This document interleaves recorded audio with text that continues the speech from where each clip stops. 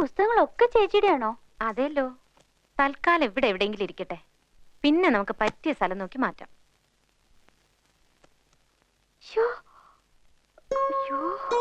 എന്താ ചേച്ചി ഇത് വായിച്ചിട്ടുണ്ടോ?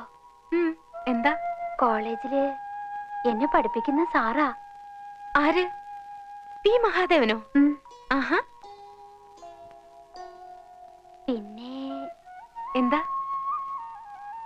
ചേച്ചിക്ക് അറിയാം? ഇല്ല. ചുമ്മാ ചേച്ചിയോട് അമ്മ എല്ലാം പറഞ്ഞു കാണും. ഇല്ലെന്നേ. എന്താ കാര്യം? അല്ലി പറഞ്ഞോളൂ. ഒന്ന് പോ ചേച്ചി.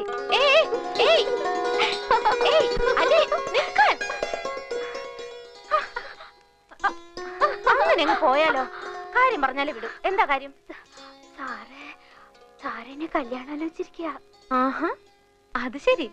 എന്നിട്ട് ഇപ്പോഴാണ് അത് പറയുന്നത്? ഒക്കെ നിശ്ചയിച്ചോ? മേഡത്തില്. സാരതേ നമ്മുടെ തൊട്ട അയലത്താ താമസം. എവിടെ? ദാ അവിടെ.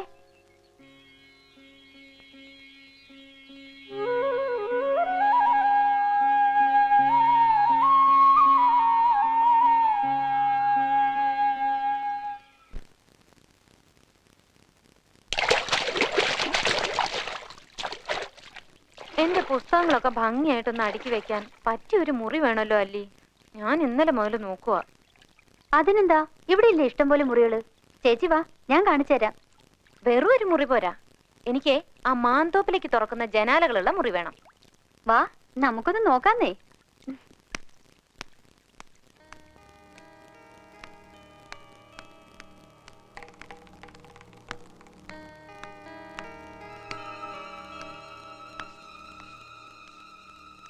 ആരും ഇതുവഴിയൊന്നും വരാറേ ഇല്ല.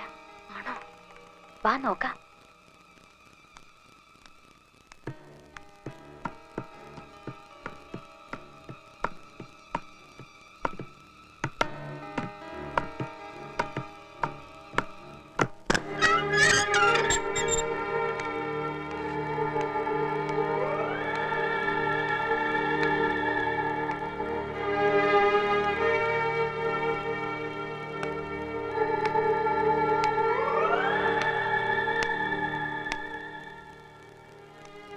ചേച്ചി, ദേ ആ മുറി കറക്റ്റ് ആയിരിക്കും തോന്നുന്നു.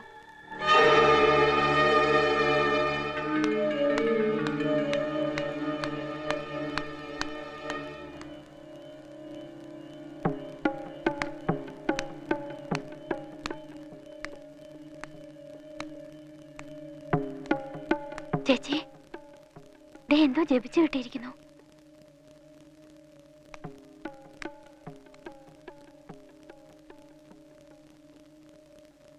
ഇത് പൂട്ടിയിരിക്കുകയാണല്ലോ. സാരല്ലേ ചേച്ചി, അച്ഛന്റെ ഈ താക്കോല് കാണും, നമുക്ക് വാങ്ങിച്ചു തുറക്കാം. അമ്മാവനാന്ന് തോന്നുന്നു. വാ പോവാം.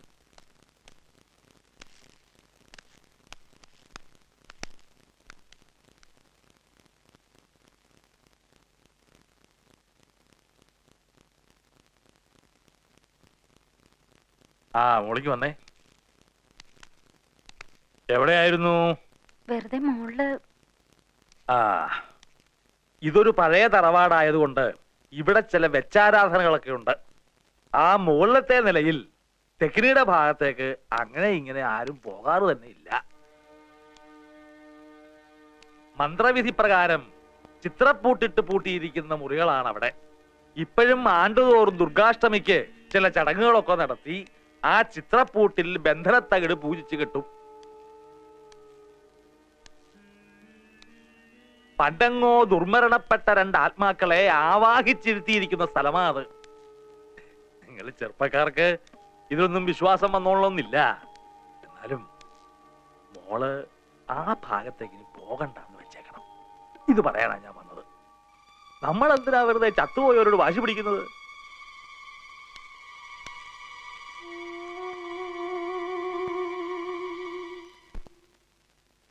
ആരൊക്കെയാ ഈ ചത്തുപോയവര്? 150 വർഷങ്ങൾക്ക് മുമ്പാ.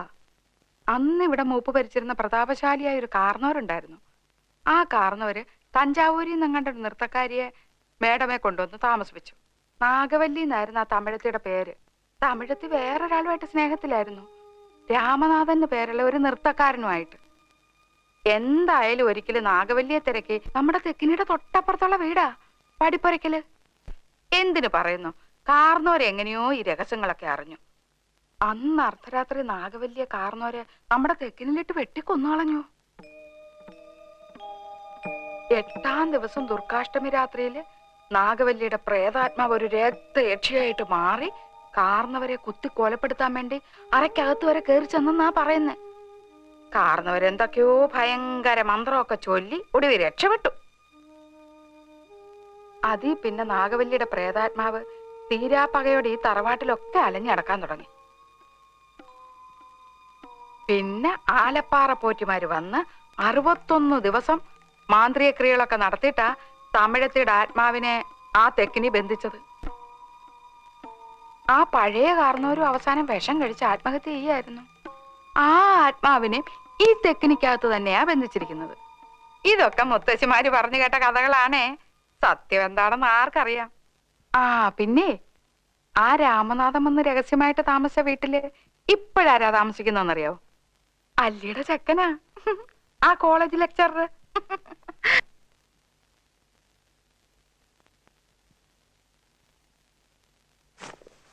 കൽക്കട്ടയെ വെച്ച് നകുലേട്ടന്റെ അമ്മ എന്നോട് പറയാറുണ്ട്, ഇവിടെ അമൂല്യങ്ങളായ ഒത്തിരി സാധനങ്ങളൊക്കെ കിടപ്പുണ്ടെന്ന്. ഞാൻ ഇവിടെ എല്ലാം അരിച്ചു പെറുക്കി നോക്കിയിട്ടും എന്തെങ്കിലും ഒരെണ്ണെങ്കിലും കാണണ്ടേ. എനിക്ക് തോന്നുന്നത് എല്ലാം പൂട്ടിയിട്ടിരിക്കുന്ന മുറിക്കകത്ത് കാണുമെന്നാ. വിലപിടിപ്പുള്ള സാധനങ്ങൾ കളവ് പോകാതിരിക്കാൻ പണ്ടാരോ ബുദ്ധിപൂർവ്വം ഉണ്ടാക്കിയതായി പ്രേതകഥയൊക്കെ. അപ്പൊ പിന്നെ പേടിച്ചിട്ട് ആരും തുറക്കില്ലല്ലോ. എന്തായാലും എനിക്ക് ആ മുറി ഒന്ന് തുറന്നു കാണണം. എന്താ നകുലേട്ടാ, ഞാൻ തുറന്നോട്ടെ? താൻ തുറക്കടോ.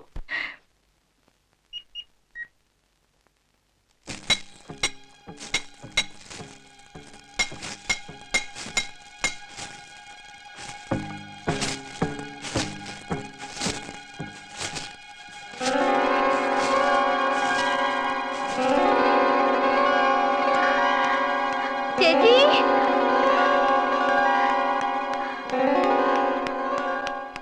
ദാ പുതിയ താക്കോല്. ഇപ്പഴാ ചന്തു കൊണ്ട് തന്നത്. ആരെങ്കിലും എതിർപ്പും കൊണ്ട് വരുന്നതിന് മുമ്പ് തുറന്നേക്കണേ. ഞാൻ പോട്ടെ, കോളേജിൽ പോണം. പിന്നെ വരേ.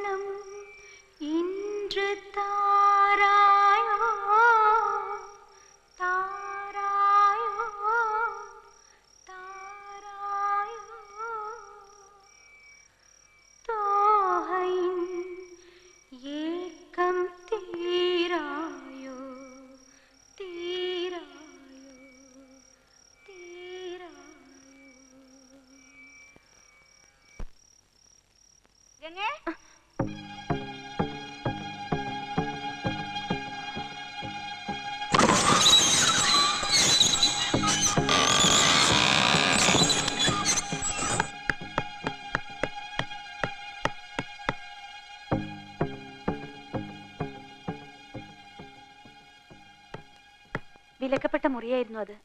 തെക്കിനി പുതിയ താക്കോല് പണിയിപ്പിച്ചെന്ന് കേട്ടാ ഞാൻ ഓടി വന്നത്, തുറക്കരുതെന്ന് പറയാൻ. അപ്പോഴേക്കും അച്ഛനും ഒക്കെ ഇത്രയ്ക്ക് പറഞ്ഞ സ്ഥിതിക്ക് ഇതിപ്പോ വേണ്ടിയിരുന്നില്ല ഗംഗേ. ഇനിയിപ്പോ എന്തൊക്കെയാ വരുന്നതെന്ന്. താമസിക്കുന്ന വീട്ടിലൊരു മുറി തുറന്നു വെച്ചിട്ട് ഇത്രയ്ക്കൊക്കെ പേടിക്കുന്ന എന്തിനാന്ന് എനിക്ക് മനസ്സിലാവുന്നില്ല. ചേച്ചിക്കും ഇതിലൊക്കെ വിശ്വാസമുണ്ടോ? എങ്ങനെ വിശ്വസിക്കാതിരിക്കുന്നത്? അറിഞ്ഞോ, ആ താക്കോല് പണിഞ്ഞ കൊല്ലം കിടപ്പായിന്ന്. ദേഹത്താകെ പൊങ്ങിയിട്ടുണ്ടെന്നാ കേട്ടത്. പിന്നെ താക്കോല് പണിയിക്കാൻ പോയ ആ പയ്യനില്ലേ, ചന്തുവിന്റെ കൂട്ടുകാരൻ ബിച്ചു, അവനും പനിച്ചു തുടങ്ങിന്ന്. ഇനിയിപ്പൊ ഞാനും ചന്തുവും കൂടെ കുറച്ചു നാളത്തേക്ക് ഇങ്ങോട്ടാക്കാൻ താമസം. അല്ലാതെങ്ങനെയാ? ഈ ചെകുത്താങ്കോട്ടയ്ക്കകത്ത് നിങ്ങൾക്ക് എന്തെങ്കിലും വന്നാ കൂട്ടിനാരെങ്കിലും വേണ്ടേ? വരികയാണെങ്കിൽ എല്ലാവർക്കും കൂടെ അനുഭവിക്കാം.